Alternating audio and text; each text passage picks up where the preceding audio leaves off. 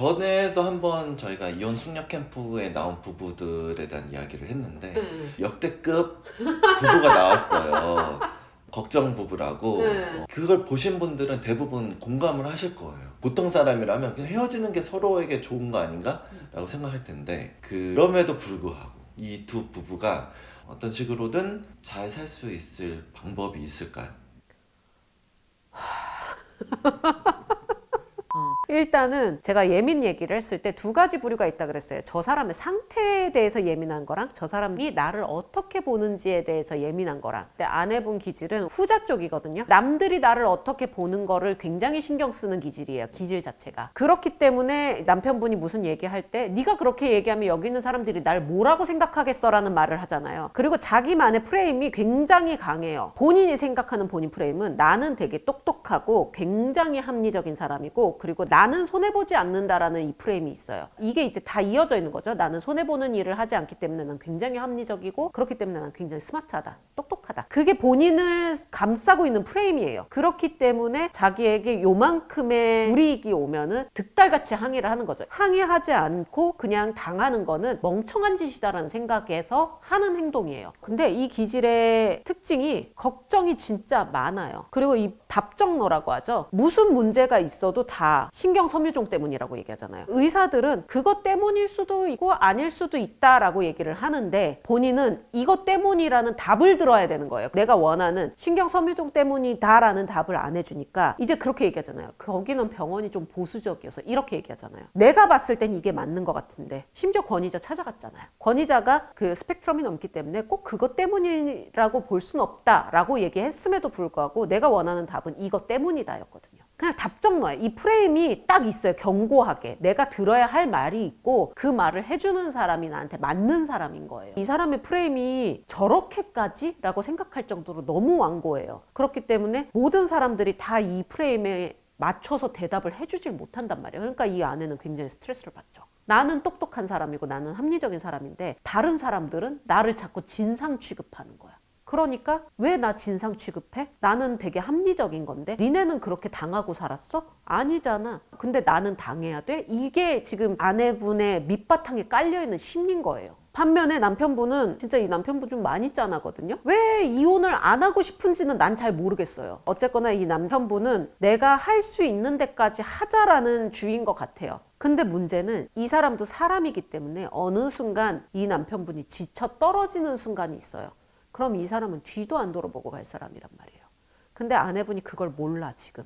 왜냐면 한도 끝도 없이 날 받아줄 것 같거든. 이 아내분이 다 알고 다 계산하고 남편한테 행동하는 거예요. 그리고 중간중간에 그런 얘기가 나와요. 이따위로 벌 거면은 때려치라고. 내가 나가서 벌겠다고. 나가서 돈 벌게 하세요. 패널들도 그렇게 얘기하더라고요. 나가서 돈 벌게 하라고. 그럼 남편분이 그 얘기하잖아요. 돈 벌려는 뭐 어떤 시도도 안 한다고. 당연하지. 빈말이었으니까. 진심이 아니거든요. 그러면은 이거를 진심이 되게 진심으로 얘기하면 돼요. 그래? 그러면 네가 나가서 돈을 벌어. 내가 애들을 볼게. 그리고 나서 그냥 사표를 내고 들어온다든지 아니면 사표 낸 척을 하든지. 저는 이 부분은 좀 떨어져 있어야 된다고 봐요. 별거든 뭐든 좀 떨어져 있는 시간이 필요하고 그러면서 남편이 없이 이 아내분이 혼자 오롯이 지내봐야 돼요. 그래서 이 사람이 나한테 어떤 위치였는지 이 사람의 빈자리가 나한테 얼마나 컸는지를 느껴봐야 돼요. 근데 지금 그걸 느낄 틈이 없어. 그러니까 오만 짜증을 이 남자한테 다 퍼붓고 있는 거예요. 아내분이 지금 정신 차려야 되거든요. 제가 봤을 때 이 남자 얼마 안 남았어요. 지금은 이혼을 안 한다 그러죠. 근데 참는데도 한계가 있어요. 내 새끼 때문에 참는다 그래도 참는데도 한계가 있어요. 이 아내분이 여기서 조금이라도 안 고쳐지면 이 남자는 못 참는단 말이에요. 제가 늘 얘기하잖아요. 사람은 누구나 다 내가 제일 소중해요. 이건 기질이랑 상관없이 내가 제일 소중하단 말이에요. 내가 미쳐서 죽을 수도 있겠다라고 생각을 하면 이 손을 내가 논단 말이에요. 그래, 네 손을 놔야지 내가 살 것 같다 그러면 논단 말이에요. 제가 아까 처음에 얘기했죠. 이분은 뒤돌아서면 뒤도 안 돌아봐요. 애들 어쩌고 저쩌고 얘기를 하면 차라리 애들 내가 키울게 그러고 데리고 갈 거예요. 그러면은 애들도 뺏기고 혼자 뭐 할 건데? 일도 못 할 텐데? 지금 정신 차려야 돼요. 내가 봤을 때는 아내분이 정신 차려야 돼요. 내가 그렇게까지 합리적인 게 아니다. 적당히 손해를 보는 게 나한테 마이너스가 아니다라는 거를 알아야 돼요. 그리고 내가 생각하는 그 모든 것들이 결코 완벽한 진실이 아니다라는 거를 본인이 인정하고 들어가야 돼요. 근데 이 틀을 깨는 게 진짜 어렵거든요. 이 기질들은 자기가 세워놓은 이 성을 무너뜨리지 않아요. 이거를 무너뜨리려면 진짜 거의 죽다 살아나는 정도의 그 정도의 트라우마가 와야 돼요. 제가 봤을 때는 조만간 남편분 병원에 입원하실 것 같아요. 잠 거의 못 자죠. 투잡 뛰는 건데 그중 하나는 대리운전이란 말이에요. 보니까 밥도 거의 못 챙겨 먹거든요. 영양 불균형에 수면 부족이잖아요. 이거는 사람이 오래 못 버텨요. 결혼하고서 15kg 빠졌다며. 무슨 병이 있는 것도 아닌데 15kg가 빠졌다며요. 이거는 이 남자분이 지금 건강상에 굉장히 문제가 있다라는 거거든요. 조만간 병원 입원할 것 같은데 남편분. 그리고 저는 궁금한 게 그렇게 얘기를 해요. 애들이 아프고 남편이 아프고 그들을 자기가 케어해야 된다라고 얘기를 해요. 근데 그렇게 케어하기 위해서 어떤 노력을 했죠? 반문하고 싶어요. 남편이 아픈지도 모르고 사기 결혼을 했고 그것 때문에 애들도 아프고 여기까지만 들으면은 너 진짜 짠하다. 그럼에도 불구하고 이 결혼 생활을 지키려고 하는 거 보니 너 참 대견하다. 남들한테는 이 얘기를 들었을 거예요. 근데 이 영상을 본 사람들 중에 몇 명이나 그렇게 얘기해 줄까? 나만 해도 그 얘기 할 것 같은데. 그래서 무슨 노력을 했는데. 애들이 뭐 또래보다 작다고? 서장훈이 얘기한 것처럼 엄마 아빠가 체구가 작은데 애들이 클 수가 없잖아요. 저는 거기서 하나 더 하면 애들이 밤에 잠을 못 자는데 어떻게 커요? 엄마가 예민하면 애들도 예민할 수밖에 없어요. 이 기질을 갖고 태어난 사람은 물론 그 정도가 차이가 있겠지만 스스로 만든 걱정과 불안과 고통 속에 살 수밖에 없는 거예요. 걱정과 불안이 있어요. 이게 진짜 정말 정도에 따라서 틀려요. 그리고 기질은 잘 쓸 때가 있고 우리가 뒷기질 쓴다 그러잖아요. 뒷기질 쓸 때 아내분 같이 나오는 거거든요. 본인이 인지하면 돼요. 이거는 일어나지 않을 일인데 내가 앞서서 걱정한다는 거를 인지만 하면 돼요. 이 기질들은 자기가 예상치 못한 일이 닥쳤을 때 그게 공포로 온단 말이에요. 그러면 차라리 걱정이 되면 그거에 대한 대비책을 세우란 말이에요.